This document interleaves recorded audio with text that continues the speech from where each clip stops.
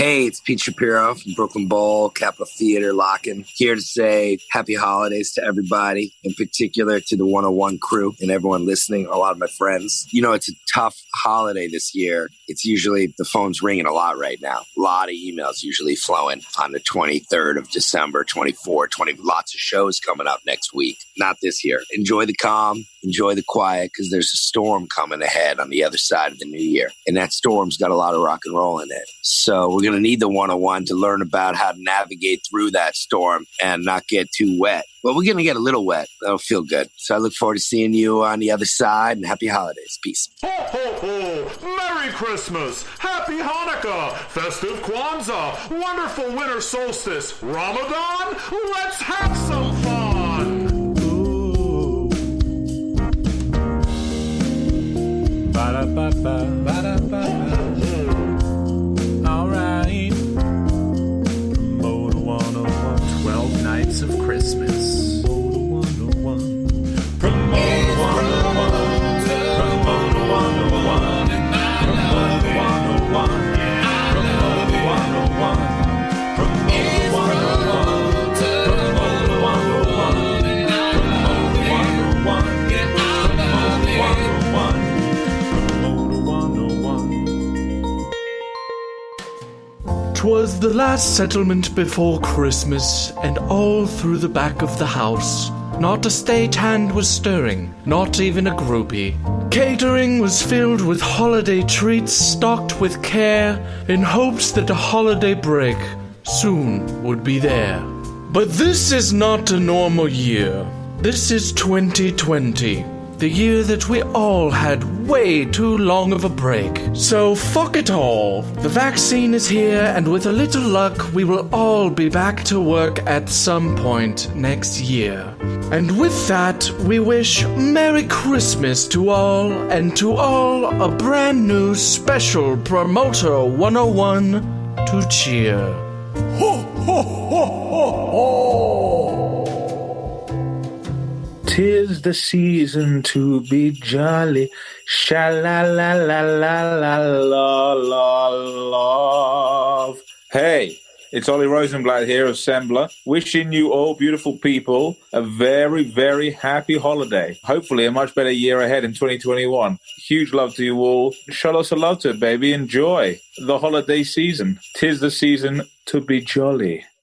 It's the Promoter 101 podcast. I'm Dan Steinberg of Emporium Presents, hanging out with my buddy from Works Entertainment, Mr. W. Luke Pierce. A very happy holiday to you and to Lodi and to Reese and to the whole Promoter 101 family. 'Tis the season to sneak in one last podcast before the end of the year. Dan, we are indeed excited about it because we have one of the biggest managers on the planet joining us here on the podcast. It's a special holiday treat. We're excited to be joined by Maverick Scott Rodger, who's going to share his management career from Arcade Fire to Shania Twain, as well as the one, the only, Sir Paul McCartney. Plus, we have an update from the N.I.T.O top brass, including Wayne Forte, Hank Sanks, and Frank Riley. Plus, friend of the podcast, Karen Jantsch, drops by to get a few things off her mind. And away we go with episode 221 of the Promoter 101 podcast, starting right now. This is Andrea Johnson from ICM Partners, wishing all you Promoter 101 listeners out there a very happy holiday and happy new year.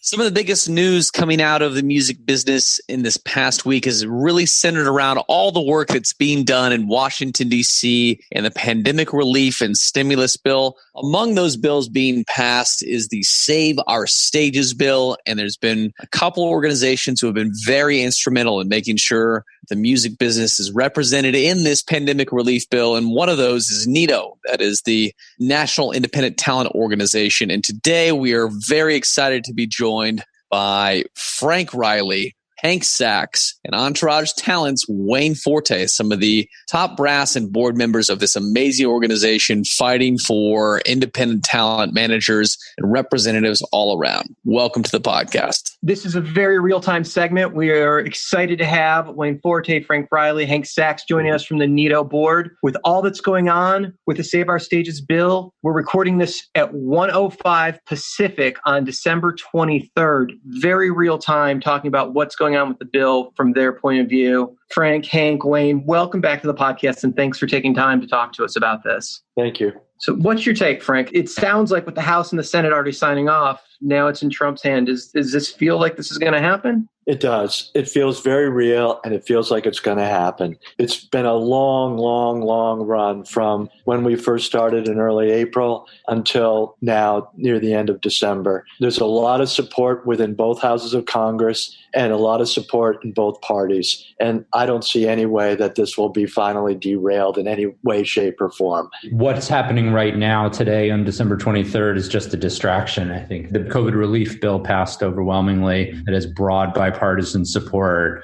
And what's happening right now is a distraction. For anyone that's not following the news, the distraction you're talking about is the president himself not signing it after the House and the Senate both did. Right. It hasn't actually been delivered to him yet. It's going to be delivered to him on Thursday or Friday. So he hasn't actually had the opportunity to sign it yet, as far as I know. But he's threatening not to sign it. The support is broad and bipartisan, and the bill is going to bring relief to the independent side of the concert business that's been hurting over the last 8 months. Okay, so this is a real interesting thing. It seemed like there was a lot of celebration going on Facebook Sunday night. Everybody was home. This was going to put money into everybody's pockets and help everybody off the ledge a little bit. Now it seems like there's one more hurdle to clear. The reality was there was always, 3 hurdles. There was the House, there was the Senate, and then the president. I had people calling me when the articles broke that the bill was agreed. And in reality, the language was agreed, but it hadn't been voted on yet. It didn't get voted on until about 12:30, 1 o'clock in the morning when the Senate met Wednesday morning.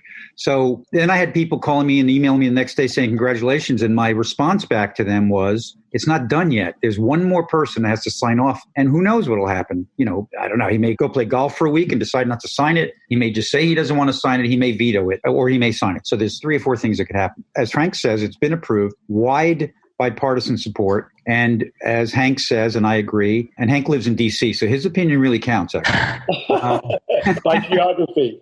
And by the way, Hank's our direct contact with the lobbyists. So Hank's on the real inside, okay, of all of us.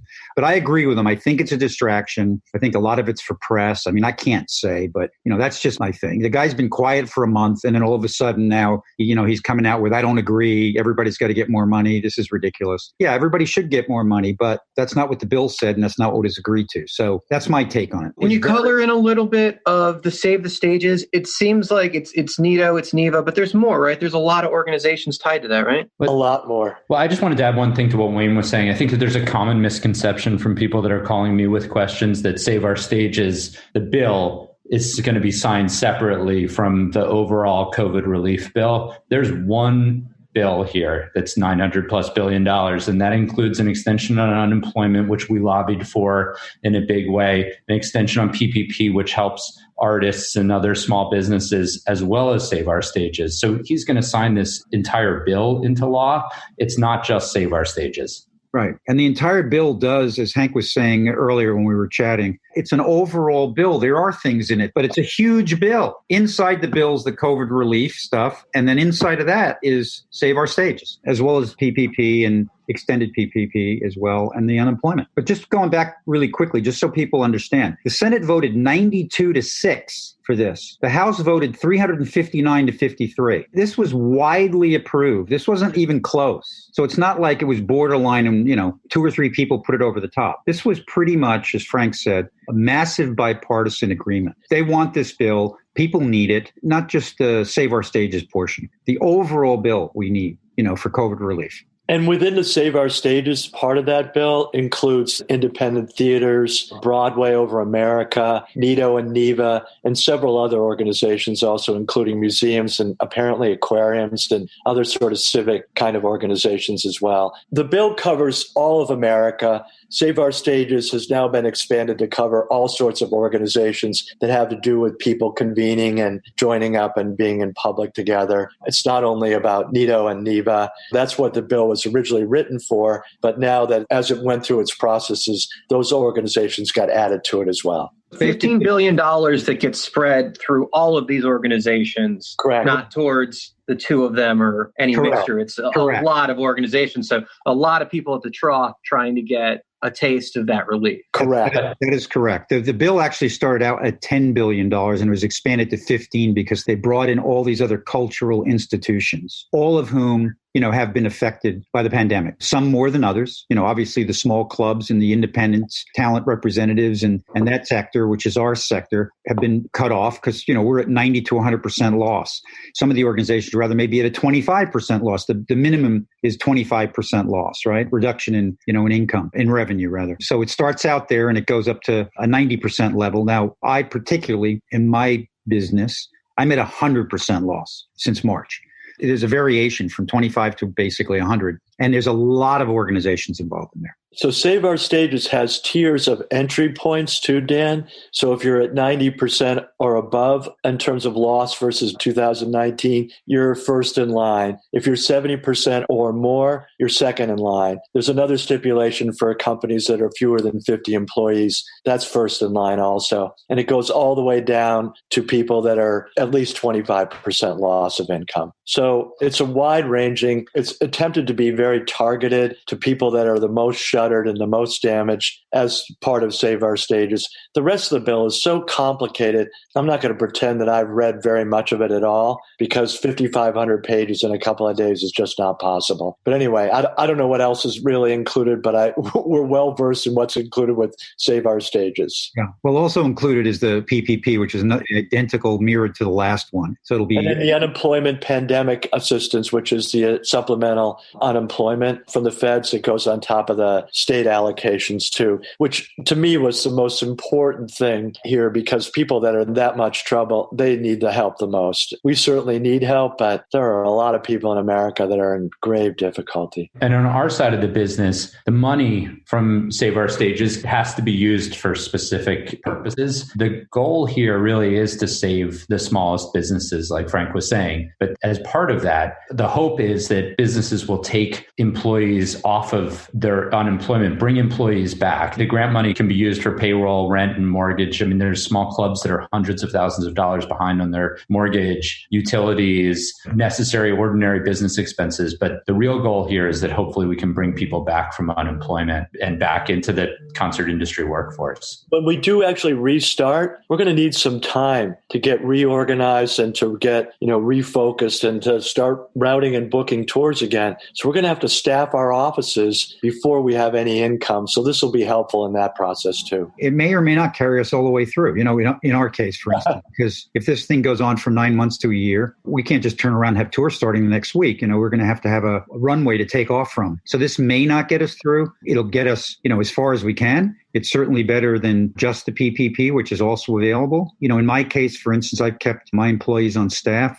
I haven't laid anybody off yet. I would probably have to do so very soon because there's only so far I can go personally. And this will help to keep them from being on unemployment. And as Hank said, it'll also set up a scenario where we can bring people back. People that have laid people off can bring some of them back. And that's really the whole purpose. The purpose is to keep people employed, keep the businesses open, especially the small businesses. Once they go away, they're pretty much gone. Play devil's advocate for me for a second. Say Trump just doesn't sign the bill based on what he's tweeting about at the moment. What's the next step? Because the House and Senate can revote on this if he vetoes, right? If he vetoes, they can override the veto. What I'm not sure about, because I'm not a political science person, I was never really good at politics at all anyway, or civics. If he just doesn't sign and doesn't veto, I don't know what happens then. That's what they call sticking it in a drawer, right? If he just doesn't sign it but doesn't veto it. It's like the same thing as being shelved by a major label back in the day. They just ignore it and put it away. Exactly.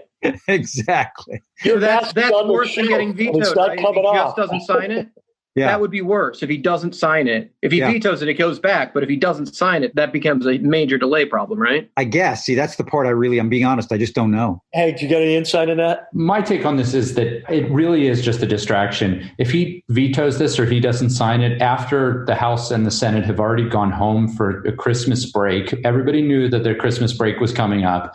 He had months, the last 8 months, to weigh in on this. And after everybody's gone home, he's threatening to veto it. What's going to happen is the problems are much bigger than what happens with Save Our Stages. The government's going to shut down. The unemployment assistance is going to run out. Eviction moratorium is going to expire. And the country's going to fall into chaos. I know we're here to talk about Save Our Stages, but the problems would be much deeper for the country. The reality is it would be temporary. Biden's going to be inaugurated in 3+ weeks here. Like we said, the House and the Senate have overwhelmingly supported this bill. They're still going to overwhelmingly support the bill in late January. Save Our Stages will still be in it. So it would just be a 2 or 3 week delay if that's what ends up happening. But if it isn't done by the time Biden's sworn in, there'll be a new Congress and a new House, and it won't be a lame duck session anymore. So will they have to re-vote on this with the new members? I think they have to rewrite the bill, Dan, and I think they have to resubmit it and go through the same process again. So this would really add a lot of time where people really kind of need these funds sooner than later. Correct. Yeah. Yes. Okay, so this really is a game with people's lives that he's playing with right now on the next level. Absolutely. Yeah. The unemployment assistance, supplemental unemployment, that ends on December 26th. People won't have money. There'll be huge chaos in the country. Yeah. People will be hungry. Rent won't be paid. It's a disaster. And as Hank said, the government will shut down. Which means that government workers won't be paid either, in the middle of a pandemic during the holidays. It's just a distraction. I can't imagine that. So you think that this gets signed at some point? I mean, something has to happen. Who knows, right? With how the last 4 years have gone. But in normal times, you wouldn't just let the government shut down the day after Christmas. Well, I got to say, N.I.T.O and NIVA have done such an amazing job gaining support, getting the word out, getting to politicians, getting this lobby in, that it's gotten to this point. It's amazing. And I think that regardless if you're at AG, Live Nation, Oakview Group, it doesn't matter. The industry is so interconnected. If any part of this independent system fails, we'll all be losing venues and agencies and management companies that the industry needs one another to survive. So what you guys are doing is so important, and the entire industry needs you. Whether you're indie, major, it just doesn't matter. What the work you guys are doing is going to save our industry. When we took on to do this, we realized and we discussed the fact that it's an entire ecosystem, no matter what. As you say, Dan, whether it's large, small, medium, venue, agent, promoter, it's a huge ecosystem. One part of it fails, it starts falling like dominoes. Now, the whole thing may not collapse, but it could. But it certainly there'll be a problem, years ahead from now, because, if the small venues are not there, and if some of the small artists are not there and the artists aren't developed, it's not going to be felt until 2 or 3 years down the road, when all of a sudden it's like there's this glut of people at the top and nothing in the middle. And then the people at the top don't want to work so much anymore. And then all of a sudden it's like, well, where are the artists? What happened to them? Well, actually, they're working in the grocery store, or, they're working for Amazon or whatever, which is really what's happening at the moment with a lot of these young artists. Well, I can't thank you guys enough for making time and talking to us during your holiday and being here and continuing to stay at your post to push this thing through. Thank you so very much. Frank Riley, Hank Sack, William Forte, thank you very much. Happy New Year. Thank you, Dan. Thanks a lot. Thanks for inviting us back. Really. Thank you very much. Take care. Happy holidays. This is Ant Taylor, CEO of Lights. 2020 was a fuck of a year, but we made it. And so from the absolute bottom of my heart, with all of my soul, I wish you a happy fucking holidays. You earned it. God bless. Promoter 101 world. Love you. Tweets of the week. We can't call it Promoter 101 if we don't have some tweets. Where are the tweets, Dan? We got to talk about them now. Let's start here. Checking new avails, building new offers, confirming new dates, starting to see the machine coming back to life. Hashtag very thankful promoter. Dan, were you in a good mood when you wrote this one? Things are slowly starting to come back. Luke, I'm feeling good about this. Optimistic. That's a good thing to have right now, Dan. Glass half full guy. That's what I've always said about you. When your friends are still talking about the election and all you want to do is go to a concert. Time to move on, baby. I like this one, Dan, because it's true, but it's not going to happen. Everyone has been so amazingly agreeable in the music industry during the shutdown as of late. No one has even so much as threatened me in literally weeks. Hashtag Promoter 101. Yeah, that didn't last long. How about this one, Dan? You said, when people say it in, quote, layman's terms, they are totally saying, dumb it down for the rest of us, please. You just know they're dumbing it down for me. It's awesome. I appreciate it. This tweet is dedicated to all of our fans north of the border. simply was Google Canadian tuxedo. Hashtag you're welcome. Trust me, do this right now. While you're Googling Canadian tuxedo, that'll do it for Tweets of the Week. And make sure you follow Dan on Twitter. He is at The Jew. And follow this show at Promoter 101. Hi, this is Rick Farrell with ICM Partners, wishing you a happy holidays from Promoter 101. We're excited now to welcome a good friend of the show, Miss Karen Jantsch, dropping by the podcast to talk about her issues with 2020. Thanks for having me. I jumped at the chance to come on and talk about, obviously, the single most pressing and detrimental issue that we've faced as a society in 2020, which is the bastardization, co-opting of the name Karen. Far and wide, I know the shockwaves have been felt. It's not been great. I mean, it's been a little bit tough this year on top of everything else that we've all been dealing with. But, I think there's a lot of reasons that got us here, like why the name Karen? That one lady that was bothering that poor guy in the park while I was trying to just look at some birds, her name was Amy. But then I thought about it and I'm like, okay, well, how many Karens do you know? Think about it. Like, how many Karens have you known over the course of your entire life? 3, 4? It's obviously because there weren't any Karens in the room to defend themselves when this whole thing sort of came about. It went from asking for the manager to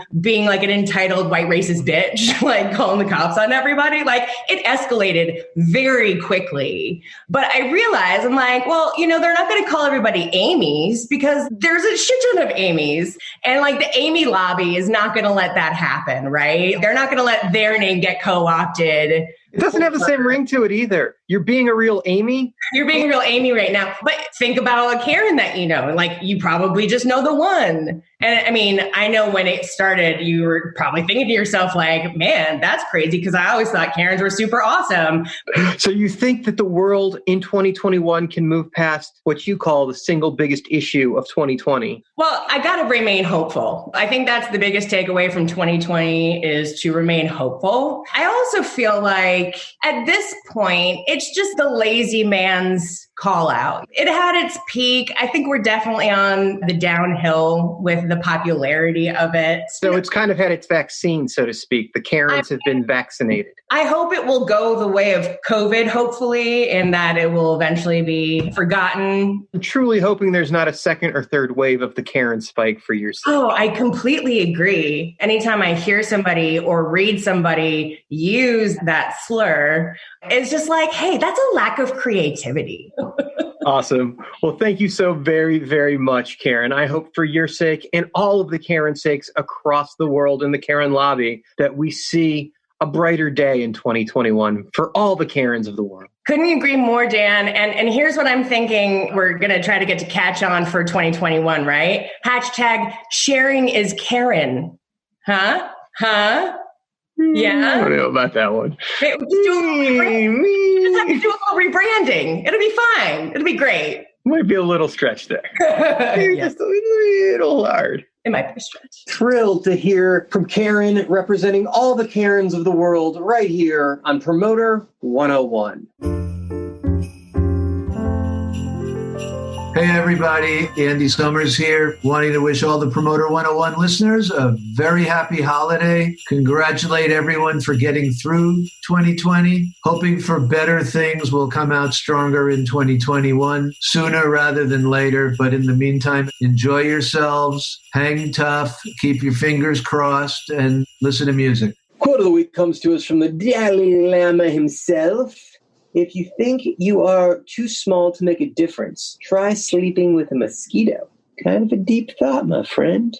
Indeed, Dan. Don't catch malaria sleeping with mosquitoes. Make sure you get tested.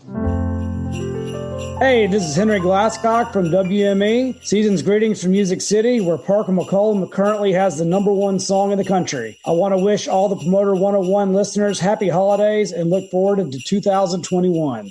In our featured interview this week, we have a very special quarantine sessions guest with Maverick Scott Rodgers, who's here to share stories from his management career, working with acts like Arcade Fire to Shania Twain. And we are very lucky to have him here this week as he works with Sir Paul McCartney and McCartney 3, dropping this week. Welcome to the podcast, Scott Rodger. We've got a special treat. We love it when we get managers here on the podcast, and this one is one of the best we could possibly have gotten our hands on, too. You know him from the world of McCartney, from Maverick. Ladies and gentlemen, Scott Rodger. Welcome to the podcast. Thank you. We can start in a whole bunch of different places, but New Orleans, Los Angeles, and London, all places that you reside. Yeah. How do you even find time to be everywhere? That's amazing. Well, it's kind of running offices in London, Los Angeles. And probably about 6 years ago, it was just time for more of a life change, not to be stuck in that commute, that rat race. Big cities. Arcade Fire, who was managing at the time, Winning Regime, were based in New Orleans, hanging out with them, and just thought I'd base here for a while because they felt the same thing that I was feeling. This was just one of those great cities that's unique for North America. I very quickly got involved in the city, bought British Airways here for a direct flight to London. I'm on the board of the university. I'm on board of one of the chefs' foundations. Again, you can do a lot of things in small towns. People are great. It's a real community. It's a music town. And depending on what projects I was working on, like one of my artists, he part-time lives in Miami. It's an hour flight. I'm in Nashville all the time. It's a 45-minute flight. So geographically, it was a good position to be in. It wasn't just, hey, I'm just going to hang out here and not go to an office anymore. So it had a practical purpose. Plus my wife is from here. So her family's here. So there was a real reason to be here. So local tie to the area through your wife.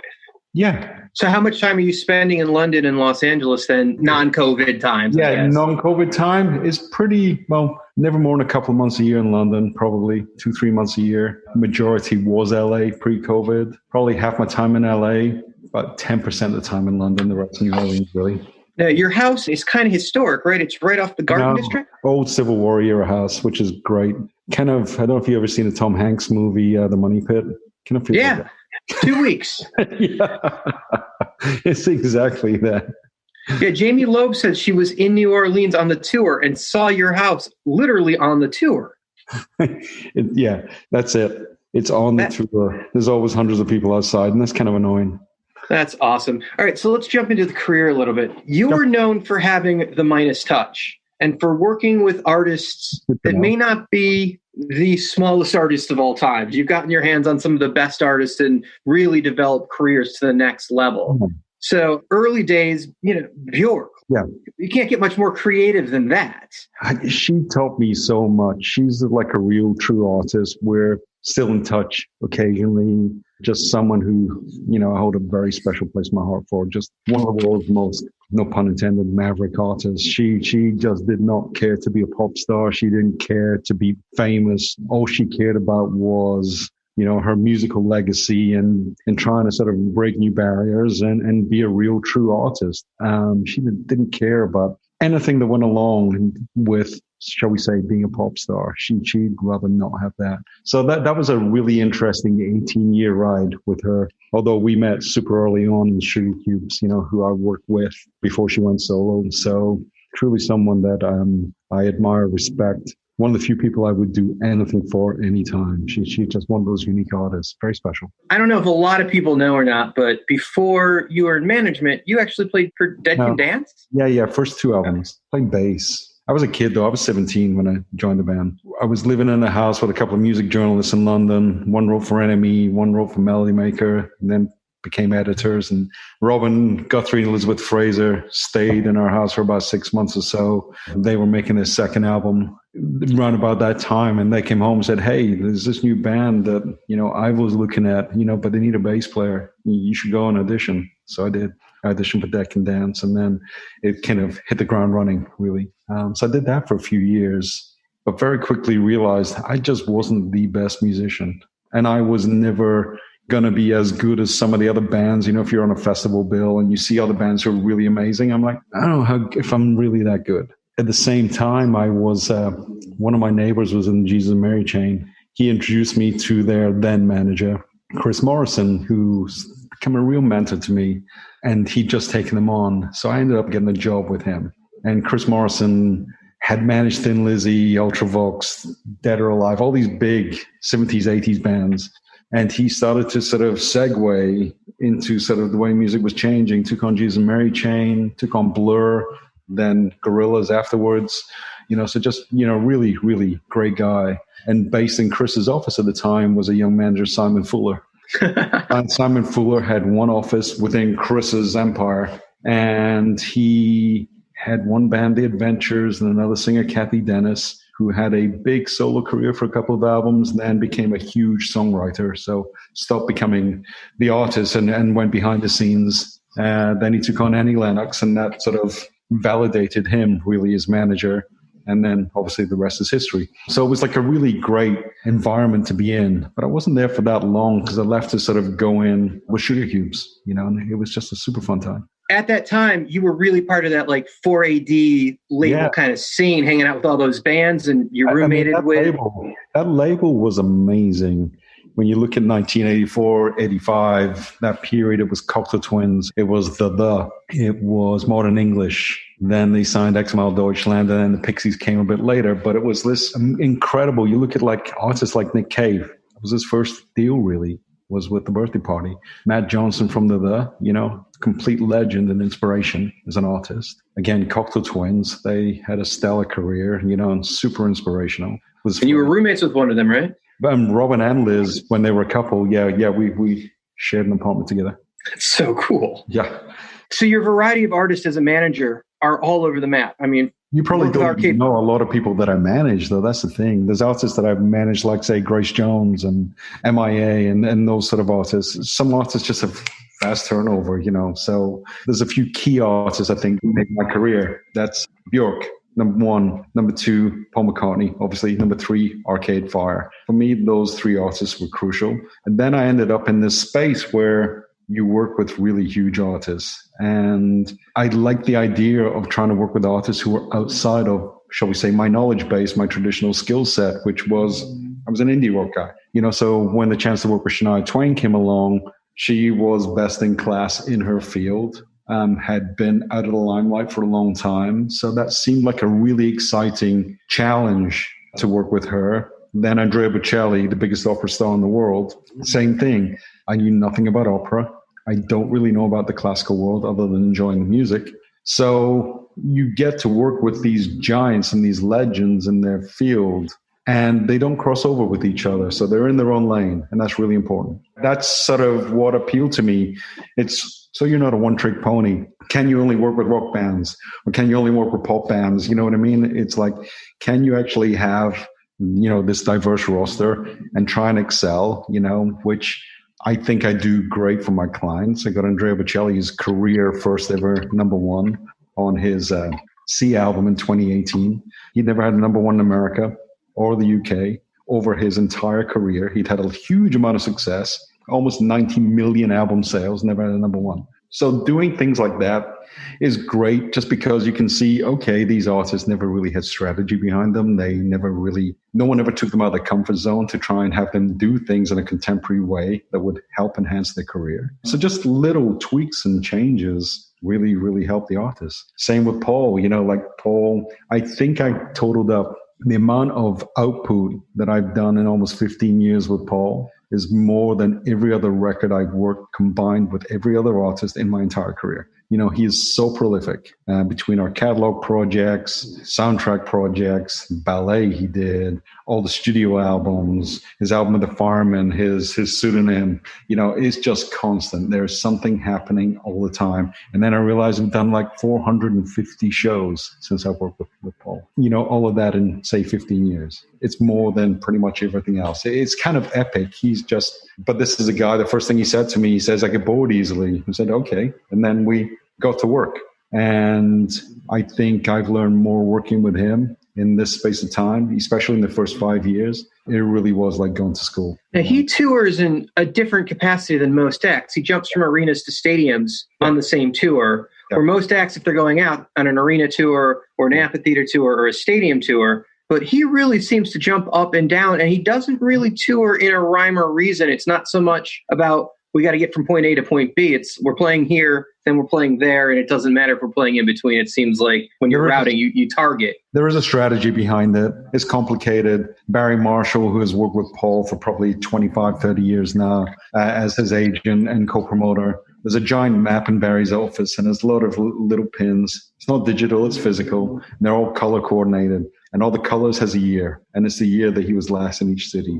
And they're trying to be really careful not to overlap. Sometimes we'll go and do sort of, say, a New York play. We'll play all the arenas and all the boroughs, and then it might be a MetLife Stadium. So you got to kind of mix and match a little bit if you're going back. And surprisingly, financially, with really big artists like Paul, the grosses you can do in arenas and what you take out, are sometimes pretty close to what you can do in a stadium, because the overhead in stadiums is huge. Right, because you got to build the steel. Just the overhead is immense. So stadiums are not as lucrative as people sort of often think, unless you're really going to do it like a One Direction or something like that, where it's 50 stadiums, boom, you're doing like 3 a week, 4 a week, just to like keep it moving. That's a different business. But being able to scale production from market to market when you're going from an arena to a stadium, like the production skills on your team must be just next level, that they're able to adjust like that on the fly. But when you look at, like, say, if you're going into an arena with probably between 28 to 30 semis,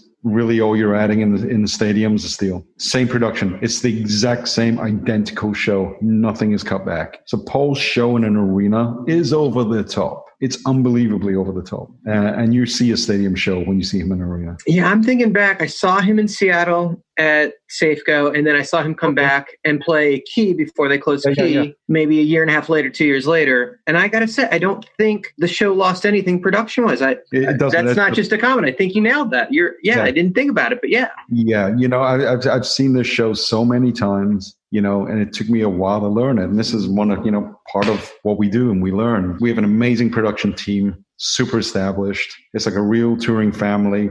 Personnel rarely ever changes out. And it's a real machine. This thing just locks into place once the show is designed, the show is rehearsed, it's ready, it goes. And it's amazing. It's pretty unbelievable. It really is first class. When you go to McCartney production, sometimes I struggle when I'm on other productions. It's like, okay, I'm so used to being done a certain way, where it's excellent. It's just the way Paul is. He will go through that show. He will sit at the front of house and he will play back recordings and he watch the show and he's super involved. It's pretty unbelievable, the level of excellence there. Working with an artist of a Beatles stature, you got to have chops to do that. How did you and McCartney come into each other's world? Yeah, I get asked that pretty often. It's the most random meeting ever, because under normal circumstances, if there's an artist who's looking to change management or take on management, if it's a younger artist, you maybe get a call from a lawyer or a business manager, say, okay, so-and-so is going to do a meeting. Are you available in New York or London, whatever the city is, on this day? And you say, sure, we'll make it work.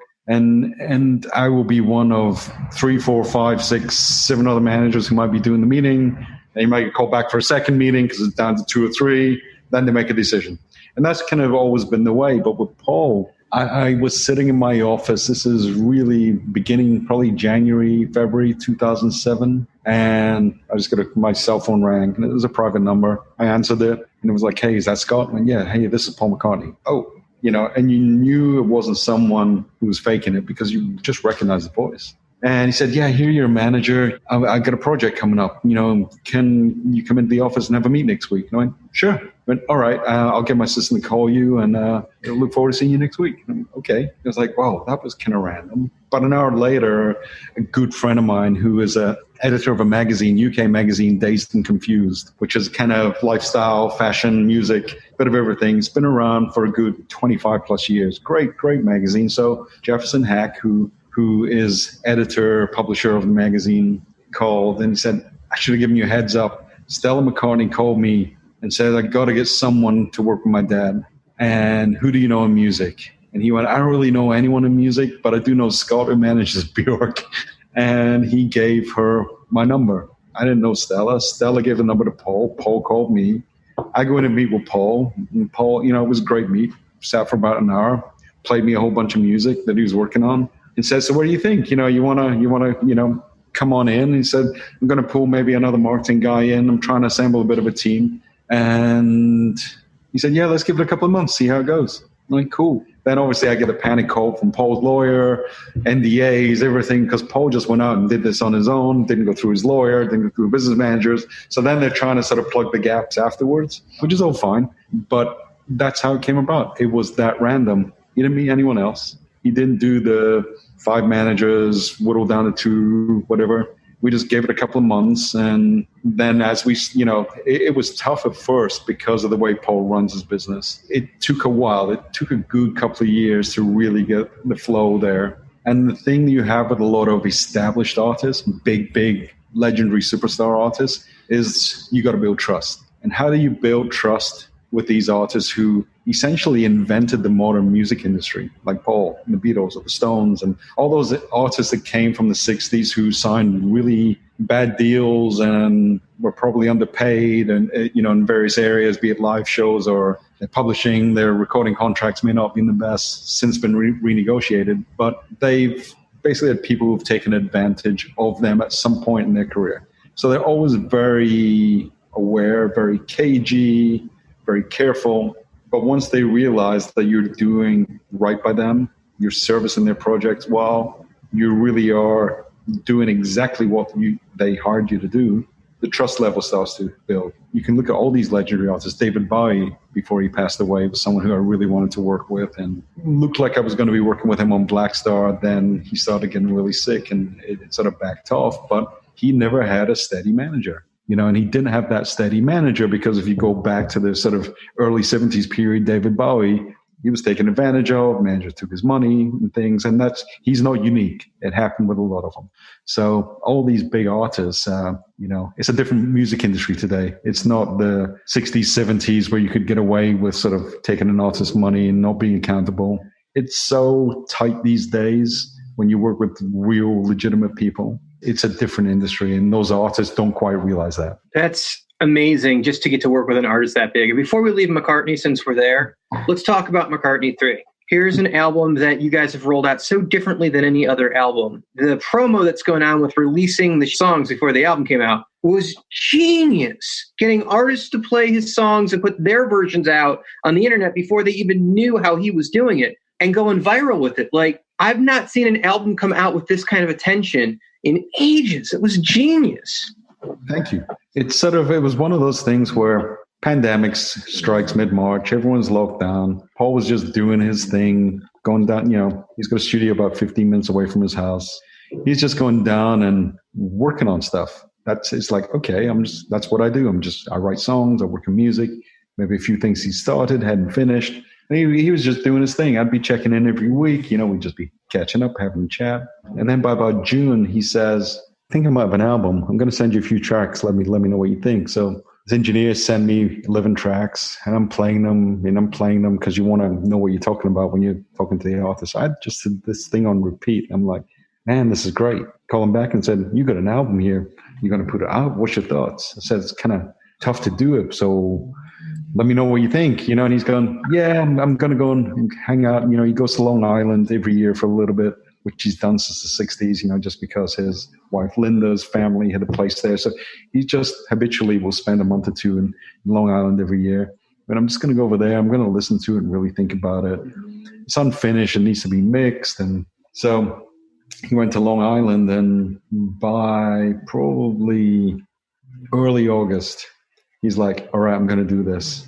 And we did a couple of Zoom calls with a label, and it wasn't finished. So he's like, yeah, I'm going to go back to London early September, and I'm going to just do some mixing. I'm just going to do it myself. I'll mix it myself. And he did. He went back, spent a week. He mixed the whole album in a week, did it himself.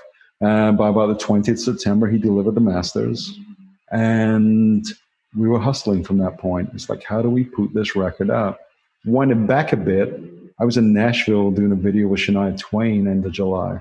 I was there with my 16-year-old daughter, and it was a Monday. We'd had breakfast, and I thought, hey, let's wander around the Third Man because it's just around the corner. I looked it up, and I'd never been around there. And I'm good friends with Ian Montone, who manages Jack, and we just looked something to do before we flew out.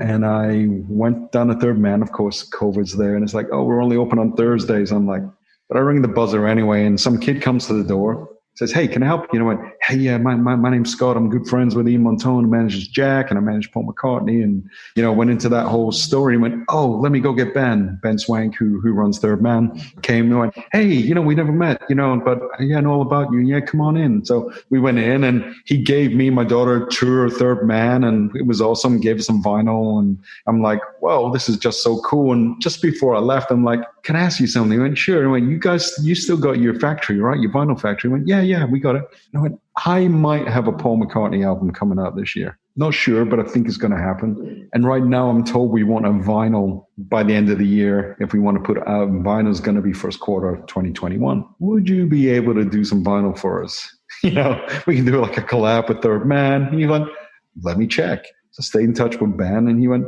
yeah, we can do it. I think we can do it. And I coordinated him in with our marketing guy, just have a pre-call. And he's like, yeah, Universal's, because we're on Capitol. Yeah, we got an account, like the Third Man, we sometimes use them. I'm like, cool. We could have vinyl, depending on when this record comes. So that was sort of a placeholder in July before Paul had even committed to doing the record. And then as soon as he was going, we were moving, and we had Third Man in place, because that was the only way we could have vinyl in the U.S. We locked vinyl internationally, and Third Man did all our vinyl in the U.S. That's amazing. So it ended up being one of these things where there's no band. Last time when we launched Egypt Station, we did a big stunt where we played at Grand Central Station on the day of release. And, Friday night, rush hour, we're playing at a Grand Central Station. Everybody hated us, but it was such a fun thing. We did a live stream. Paul did a carpool karaoke that really connected and resonated with his audience. But this time it was different. We're like, okay, we see some artists are doing performances from home when they're promoting their albums. Then some artists started doing some late night things or an SNL. Paul's band scattered all over the place. It wasn't going to happen. So we're like, okay, how do we do this album? So we were trying to be creative. And then we thought when we announced, because the election was coming up, so it's like, okay, normally we would have announced about 6 weeks out, right on the election. And then we thought, let's try and get away from the election so that we're in a different news cycle. But if we release a song, everyone's just going to talk about the song. Nothing wrong with that. But I suddenly sort of thought about, no one really knows the story behind the McCartney series, McCartney 1, 2, and 3. And those albums are the albums Paul pretty much played everything himself. They all came on decades. 1970, before Let It Be came out, Paul recorded his album at home in his living room. Really, really primitive on a 4-track, one microphone, did his whole album. 1980, after he had his Japanese arrest, and the Wings, went to the farm up in Scotland for a bit and did McCartney 2. If you listen to McCartney 2 and you break down songs like Coming Up, which we did for a forthcoming project with Rick Rubin, when you sit and break down those multi-tracks and Paul tells you how he made it, and Rick best quote that Rick Rubin said to Paul on that one song, he says, this is Prince before Prince was Prince. When you listen to Coming Up and you break it down, the drum beat, the drum machine, then he plays drums along with the drum machine, then the bass comes in, and you got this real funky guitar. Don't even put any vocals in, you got some brass licks. And so you listen to the performance of that song, track by track, the way they analyzed it, it's unbelievable. And Paul explaining how he recorded it, to get it that tight. It's fascinating. So Paul did these albums almost at the end. I wouldn't say end of an era, because that's kind of not really the right way to say it. But on the decade, the Beatles were sort of wrapping up. Again, Let It Be hadn't come out. And the Wings, 1980, he goes in, he does McCartney 2. This one, it's not really the end of anything other than you're forced to do it this way. It's COVID. The world, for the first time in all our lifetimes, has been shut down. And he's gone and made this album. So we had to try, how do you tell the story of that without typing it out? Say, this is a story of the McCartney series. As hardcore fans know, your average fan has no idea. Everybody knows who Paul McCartney is. If you say Paul McCartney's got a new album coming out and it's McCartney 3, they'll be like, okay, it's just another solo Paul McCartney album. They have no idea, They have no idea if Ringo's playing the drums or who produced it or who came on and played guitar or whatever. So we had to try and figure out how do we get that across and not, pull the focus into a song. So we did these little movie style trailers that we just dropped out. And then we started doing making sure that people knew we were doing some cool stuff with the vinyl. Jack White is known as Jack White III, Third Man. He's all about number 3, McCartney 3, with all these things. So We did 333 hand silk screen vinyls with the black and yellow, Third Man Colors black and yellow vinyl with the 1, 2, 3. If you look at the vinyl, it looks like the yellow dice with 3 dots, the label being the center one. We did a bunch of fun stuff like that, and they sold immediately. Then we did a 3,333 run that wasn't hand silk screen, but a different color vinyl. We're like, wow, fans are really kind of having fun with this. All of a sudden it became like, well, what do we try and do with different partners and indie stores? Let's do a white vinyl for indie stores, so you can only get a white vinyl at indies. We just started having a bit of fun with this, and we're like, man, it just started to build naturally. And at this point, we had no commitments from Paul to do any promo. He didn't really want to do much. Slowly, we started to carve out some time. We had to do some basic stuff. And all of a sudden, we had a campaign that was in real time, no advanced planning. We thought if we were going to find a lull, or there was going to be this lack of energy, we'd have to drop a song. Then we had to put the album back a week because we weren't going to have enough vinyl that had been pre-ordered for Street Day, so we had to put it back a week. So yeah, it was super fun. Again, all in real time, and we're still doing it in real time. We're trying to do some more promo. We're going to do a Reddit on the 23rd of December. We'll do a Reddit AMA, which Paul's never done, which is people on the Beatles forums are going insane over this already. But now Paul's into it and he's having fun. Jack's been emailing with him, because Jack's been so blown away that he went to Paul, so I love this. Paul just said, let's make it feel homemade. Let's not make it too corporate or slick or fancy. Let's just do it and have a bit of fun with it, which we've been trying to do to honor that. And the video we did with Roman Coppola that we launched on, last week, and we did a little chat with Chris Rock, because Paul said, let's just talk with like fun people that I like rather than journalists. And we did the Rolling Stone with Taylor Swift because they knew each other socially. They'd met at various awards and other things. So that way he started to have a bit of fun. And all of a sudden we had a campaign that was almost like an anti-campaign because it wasn't planned. It wasn't normally these things you can sit and overthink 2 years before an album comes out, exactly how it's going to work and exactly what's going to happen and how it's going to flow. And this one, we're like, all right, let's try this. And it's done in real time. 24 hours later, something's happening. So that's been the fun of this campaign. It's had a real energy. Paul's felt the energy. The whole team's worked together. Amazing label teams, UK, US, and internationally. And, give everybody credit. It's like I've never had as much fun on a campaign in years because it's just had this energy. No gimmicks, no ticket bundles, nothing. And we will sell more than he did on his last album by week 1 worldwide. And we'll do more Life a Project. With an artist that isn't dominant in streaming. Clearly people are still digital downloading. People are still buying physical. But the irony here is we've already sold double the vinyl we sold on Egypt Station already, day one. So amazing that you guys were able to find a way to take advantage of this, what would have been a down year, and get creative and put out an album that probably wouldn't have come out in any other time. No, this album would never have existed. If this was an normal year, Paul would have been on tour. We had about 11 stadium shows sort of around about the May-June period that we had to cancel, including Glastonbury 50th anniversary. So we had all these amazing things that just got cleared. There was no concept or talk of any album. But Paul is so naturally musically prolific. He's always working on something, even if there's no defined, shall we say, end. This is what this is going to be. He will just go and write and make music. He's just one of those real, genuine artists that will never stop. He always said it was a working class sort of upbringing. I got to go to work every day. I've got to work Monday to Friday, clock in, clock out, and he will work, if he's somewhere where there's a studio. Otherwise, he will sit, if he's in somewhere else, on a piano or a guitar, always takes a guitar.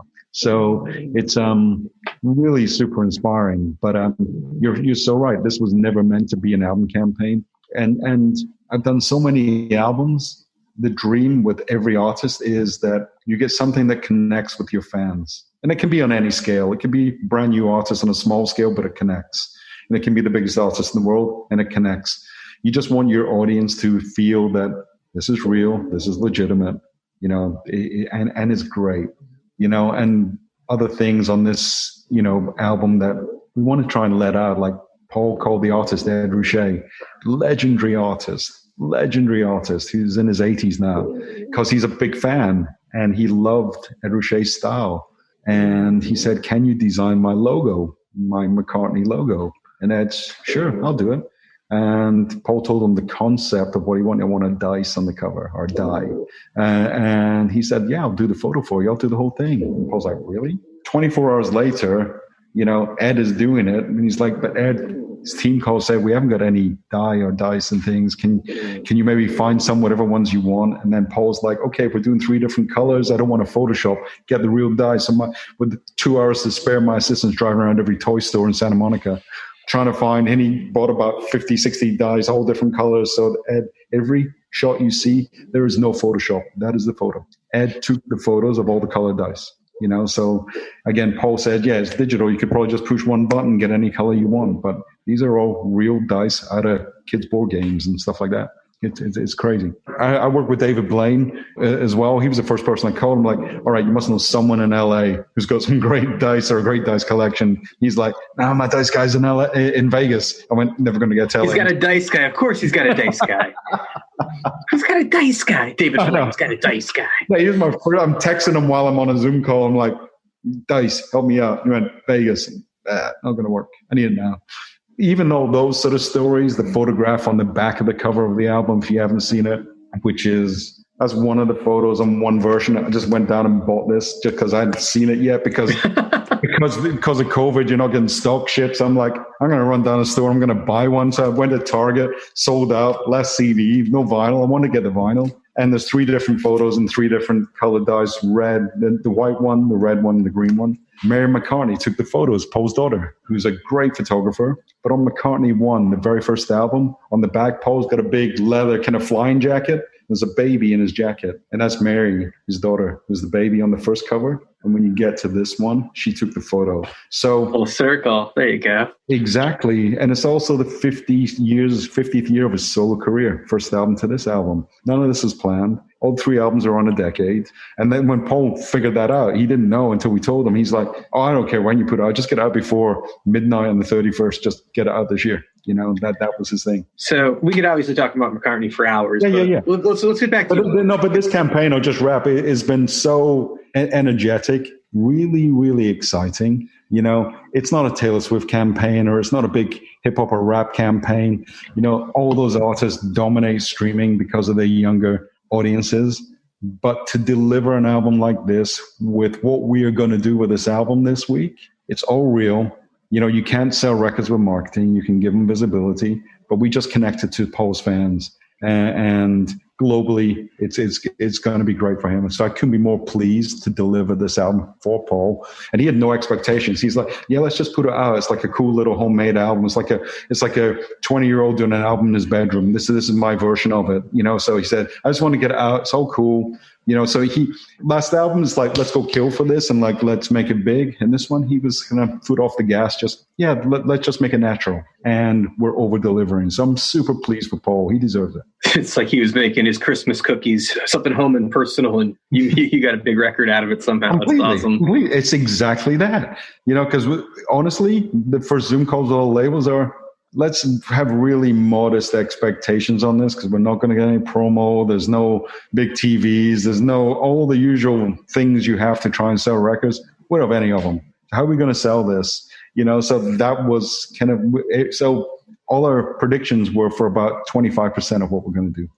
The vaccine's starting to roll out in initial days. As a manager who has several acts, do you have plans on putting your artists back on the road, and do you have any idea in your head tentatively when new dates are going to start coming? And I know it's just a guess. I'm not holding you to anything. Yeah. This is sort of one of those things where, I listened to your podcast with Rob Light, who's a dear friend, and I speak with Rob because he represents Shania and other agents with other agencies. Everyone really feels like in the US specifically, from next summer, events are going to start to happen. Other artists are going to perform before then. I think country will probably get an earlier start. Amphitheaters, outdoor. But I think we're really going to be dictated by various cities and states and their mandates on, if there's going to be any reduced capacities and things like that. Internationally, it seems like in Europe, some places have shows from March, April. Will they happen? I don't know.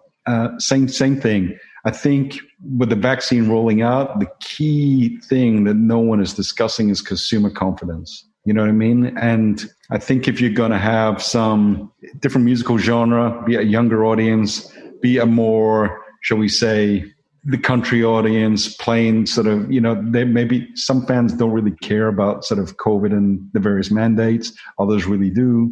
If you were going to go see James Taylor at the Hollywood Bowl, that type of audience, would you want to be there if you were a James Taylor fan? I'm making this up, but the 17,000 people there.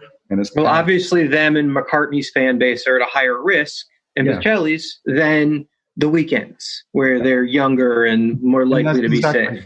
It's exactly that. But I think consumer confidence, maybe the more highbrow audience, it may take them a minute to feel comfortable going back into, really high populated spaces. Because remember when you're leaving an arena or a stadium, any venue from 5,000 and above, you're kind of walking out like this. If you're just a standard member of the audience and you can't go backstage, everyone's kind of hustling out, parking, there's a lot of body contact. That might freak people out of a certain age group for a while. I have shows held for Bocelli, for example. I got Hollywood Bowl shows held in May.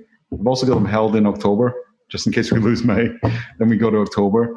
And every artist and agent, we've been leapfrogging. Everybody's leapfrogging. Then you have sports to contend with, NBA, their seasons, Think starts tonight, on the 22nd. But everyone's dates are different. And normally, if it gets the playoffs and you're holding dates in some arena, you got to shift, so it's going to be tough.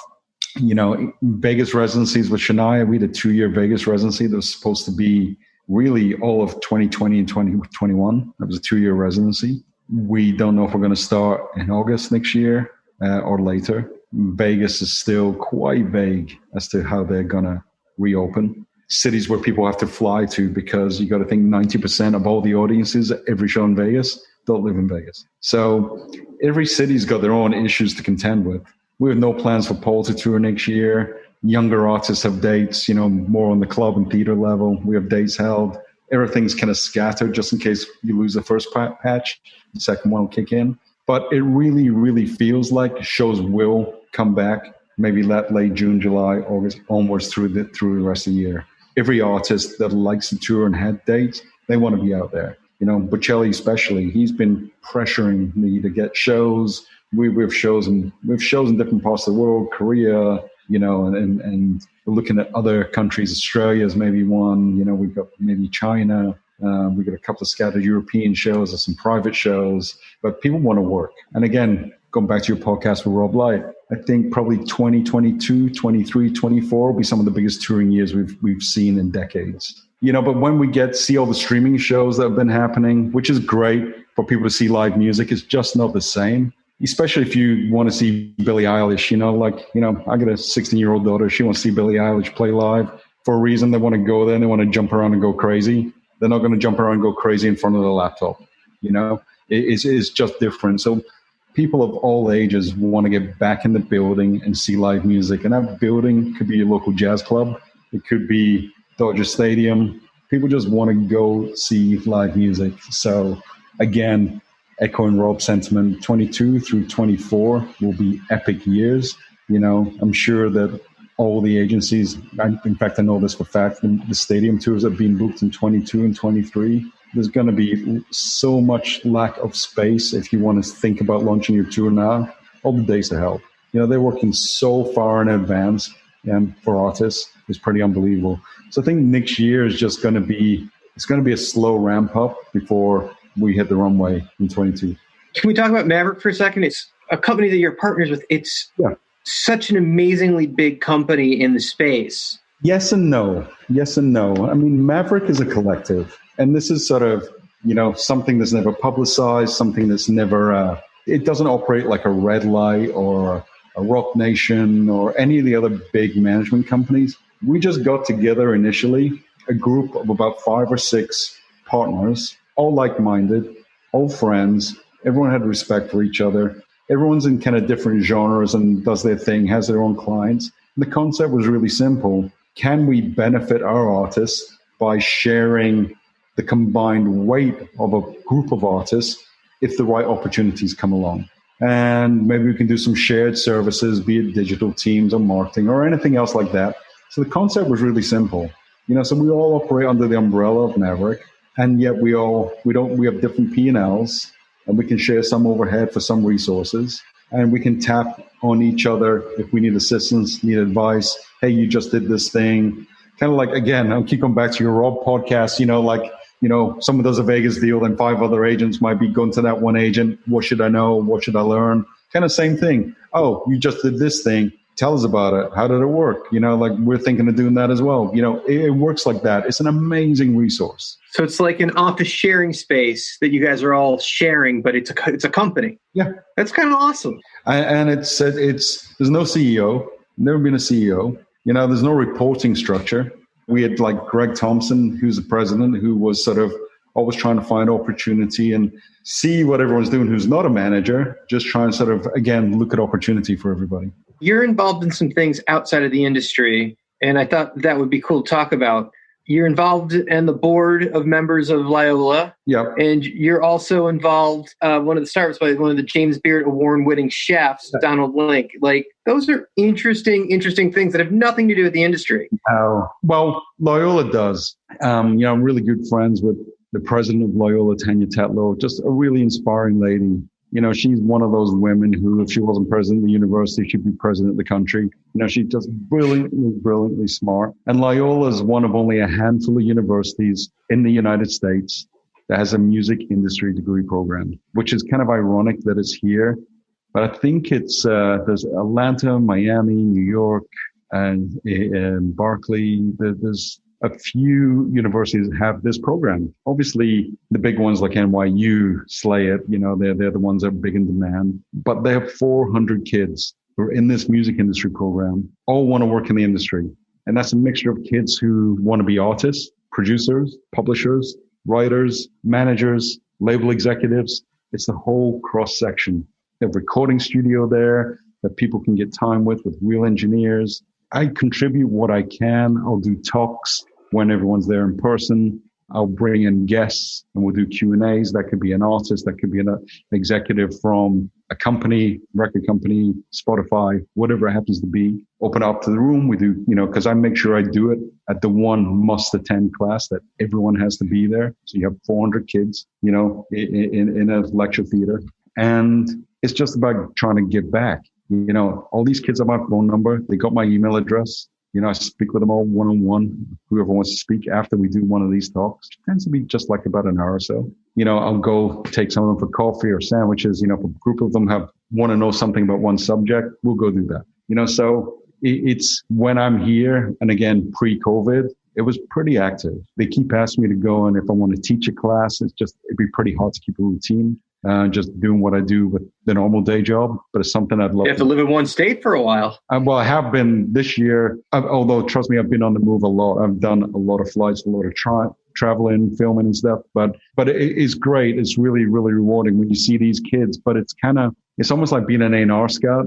When you go into clubs, when I was younger, you're trying to find these bands. When you see something you just connect with and you love, you're like, I'm going after this because you've seen some magic. You've seen this artist, someone who's had an aura. There's this thing you can't put your finger on that artists have, the successful artists, the legendary artists have. Basically something you or I maybe don't have. And you see this with all these young kids. They're all between sort of 18 to 21 or whatever they are. And they're all great. They're all young. But now and again, you're just seeing this kid has something, whatever it is, on an executive level, on an artistic level, on some other creative level.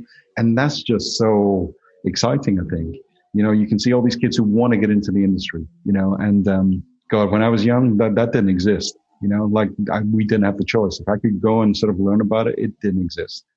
I get no complaints about my youth, but that was never an option. It's like if you want a job in the music industry, you just have to sit and write to everybody, and you get turned down by probably 99% of the people you wrote letters to. So that's great. And then, with Donald Link's foundation, he does a couple of events a year, raises money, does a bunch of auctions, charity dinners. We raise a whole bunch of money, not a huge amount of money, but it's enough to make a difference. After school programs, buy musical instruments, for some schools and programs in town, they fund sort of Son of a Saint, which is kids who need people as mentors, almost like the Big Brother type of program. And it's great. It's just giving back to local community. In it forward. There's a perk, and the perk is like the most amazing food ever. And that's how I met Donald Lynch. I went to one of his events, and when I first moved here, he just opened a new restaurant, and I could never get in. And I'm the worst person in making reservations. So me and my wife, hey, let's just go there. You can get a table in like 3 hours. Oh, man. I could never get in his restaurants. And then I seen him at a coffee shop once, and I just went up and introduced myself to him. And it's like, hey, how's it going? We exchanged numbers, and super nice guy. And then about a week later, he texted me and said, hey, I'm cooking at the house. You want to come over? And I'm like, damn right, I want to come over. He's like, I'm cooking Chinese food. And you think, wow, James Beard, award-winning chef in Louisiana who's cooking Chinese food. Best Chinese food you've ever had in your life, trust me. Because he'll bring a couple of staff in, they're all making dumplings by hand and stuff, So there was a perk there, but it's for a really good cause, great people. And that's one of the things I love about New Orleans. It's a real community. A great reason to put your hand out. What a great lesson to put your hand out and introduce yourself to somebody when you see them sitting there. Yeah, completely.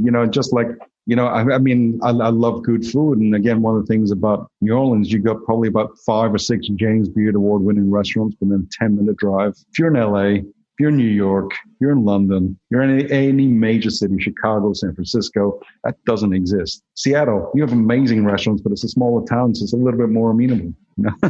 We kind of skipped one thing. We went from you playing bass, and somehow we jumped right to McCartney. We missed the bridge from how you went from being in a band into actually becoming a manager. Can you connect the dots? Yeah, being in a band, I then went to work with Chris Morrison, manager with the Jesus and Mary chain, and I did a whole bunch of stuff with the Jesus and Mary chain. I wasn't their manager.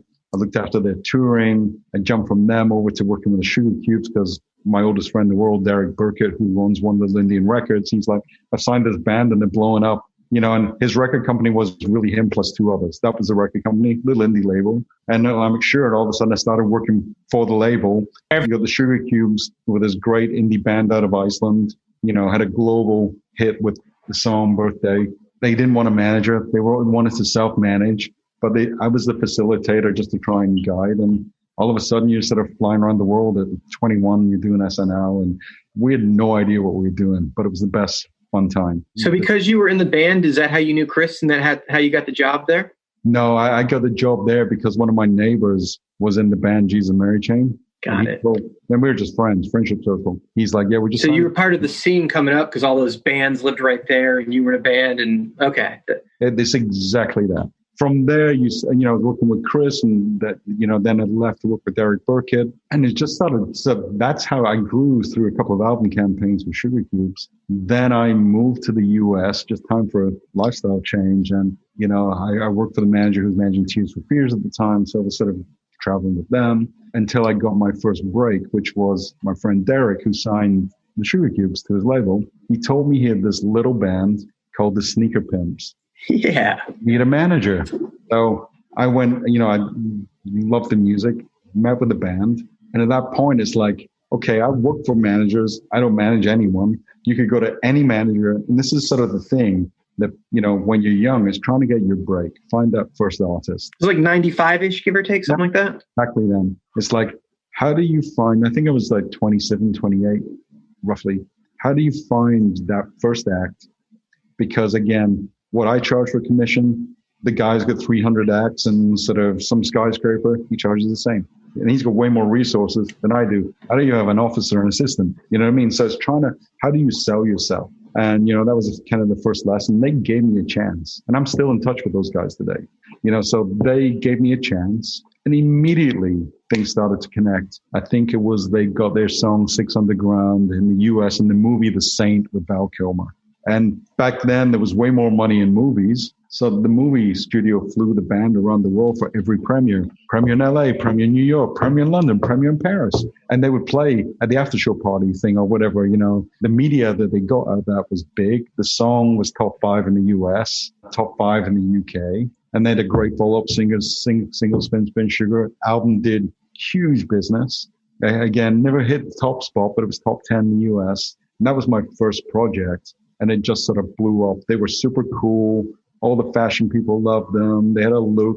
They were really good looking. Touring was great for them. So, I knew how to do it, but we did really, really well with that. And probably about 2 months into me managing them, I was just having lunch with Björk. And she's like, so what are you up to these days? Because we were friends. Well, I just started managing Sneaker Pimps. She went, you want to manage me? And I'm like, kind of spat out my tea sort of thing. Like, sure. At that point, it's like, holy shit, what am I going to do now?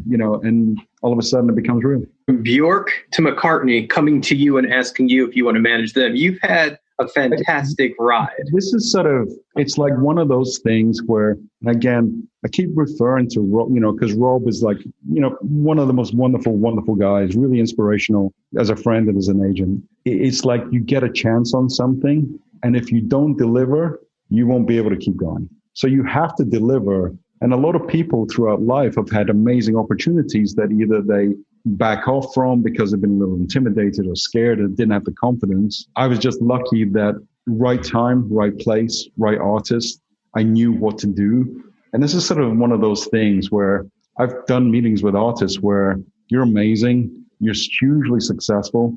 I have no idea what to do with you. I just don't connect. No disrespect. It's just not my kind of music, or I don't have the creative ideas. And how would I add to your career that's been amazing already? So how can I take it forward in a really exciting way for your audience? So if you know intuitively what you're doing, it kind of feels easy. It's hard work, but you don't have to overthink it. And if you connect with the artist, it's so easy. So I've been really, really fortunate. But some artists you don't really connect with, Grace Jones, who I love and adore and had the most fun stories and great times with, helped her make her last record, but she had her own vision. We didn't connect. And we just said, this isn't kind of going to work out. Oh, good. I referred her back to Chris Morrison, who first employed me, and he managed her, and they had a great run. So sometimes things naturally, you just know when they're not going to work. And, there's no fights and there's no lawsuits or anything. It's just that this didn't work out. What an amazing artist. So talented. She's just one of those people. She walks in a room, and this was always my thing. If you're in a crowded bar and there's, say, 50, 60 people there, and someone walks in and the conversation stops and everybody goes like this, that's who you want to manage, right? Those people. I got it when I first met Win Butler from Arcade Fire. Same thing. It's like, this guy has this thing. When I first met Win, I talked to David Bowie about it, talked to Lou Reed, talked to David Byrne, talked to Neil Young. All four of those guys, legends for me, all said, this guy has it. He's got the thing, and this was on their first album. This was early days. No one really knew who they were. And it's that thing, David Bowie walks in a room, and I've been fortunate enough to be in a few restaurants with him and bars and things. It's that thing. Björk does it. Paul does it. All these legends walk in a room, it goes silent, and then the murmur starts again. It's like that 5 second, and then it goes, So that's always like the big test for me. Awesome. Before I let you go, do you have advice for the generation behind us coming up on things they should do to be successful? You got to work. You got to put in the hours for sure. Follow your gut at all times. You got to be creative. How can you add to the equation that's already great? Something, you find an artist you love on any level, add to what they already have. So you got to have some sort of creativity, especially today in this modern world. I love meeting young managers because I learn more from them than I do from anything else right now. So it's never one of those businesses where you get to a point in your career, you've been doing it long enough, you think you know it. You really don't. You may have more relationships in place because you've been doing it a long time, but you never know it all. You used to think, like any job, if you're a great banker or a great insurance guy, maybe you know your gig at a certain point and that's it. It's just going to be, you know it all. Music is never like that because it's an art form. It's going to completely change, and the way people consume music is always going to change, So for the young kids, it's like, believe in yourself, have confidence. You need to have confidence when you walk in a room and there's 50 people, you got to sell your act to them. You can't be shy. If you're going to fail, at least you tried. Then don't be scared of it. Try again. You'll learn from all your failures. I've never got it all right. I'm blessed with the artists that I work with. There's way more successful managers than me out there that I love and respect and probably know, but I get no complaints. I've had a ball, and it's like next chapter. What else is out there after COVID? Everyone's raring to get back to work. But the thing is, I think for people like me, it's always like, how do you get back to the young guys? That's crucial. Try and give them a little bit of your knowledge. And in turn, they're going to tell you what they're up to and how they're working things. And I'm like a sponge. I'm going to learn from that. Well, I can't thank you enough for making time for us today and being on the podcast. Scott Rodger, no problem. Thank you so much. Thank you. Appreciate it. Scott is a true music business icon and mogul. Thrilled to have him right here on Promoter 101. Hi, this is Jamie Loeb from Nederlander Concerts, and I just wanted to wish all of the Promoter 101 podcast listeners a merry and safe holiday season. And let's kick some ass in 2021. While I'm at it, I want to advocate for a group hug. Please and thank you. Episode 221 of Promoter 101 in the can. Thank you so much, listener, for tuning in, making us a part of your holiday season. Dan and I are wishing you a happy Hanukkah, a Merry Christmas, a Happy New Year, whatever you celebrate, however you celebrate. We hope that you are staying safe. Looking forward to spending a little bit more time with you in 2021. And thank you to our amazing guests from Maverick, Scott Rodger, our good friend Karen Jantsch, and from N.I.T.O, Hank Sanks, Frank Riley, and Wayne Forte. For your friends, Kwanzaa and Festivus. Happy holidays to everyone that celebrates Festivus. Absolutely. And to the rest of you, I've got a problem with you, and now you're going to hear about it. The airing of the grievances. Yes. This last bit has been dedicated to Scott Leslie. We'll be back soon, or maybe never again. We really don't know. So until then, we wish you a happy holiday, a Merry Christmas, and whatever. Cheers. Call your mother. Hey, what's up, everybody? Jonathan Shank here from Terrapin Station Entertainment. Hope you guys are all having a very grateful holiday. Looking forward to seeing you all in the new year. And very special wishes out to all the Promoter 101 listeners. See you guys all soon.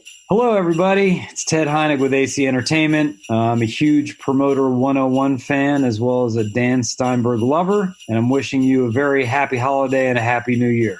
Hey, Promoter 101 listeners, Steve Belchick here from Faculty Productions, wishing everyone a happy holiday and a better 2021. Hey, Promoter 101 listeners, it's Amy Morrison at AEG Presents Concerts West, wishing you all a happy and a healthy holiday season and a brighter 2021 filled with abundance, kindness, and delight. Ho, ho, ho! Merry Christmas! Happy Hanukkah! Festive Kwanzaa! Wonderful winter solstice! Ramadan? Let's have some fun! Ooh. Ba-da-ba-ba. Ba-da-ba-ba.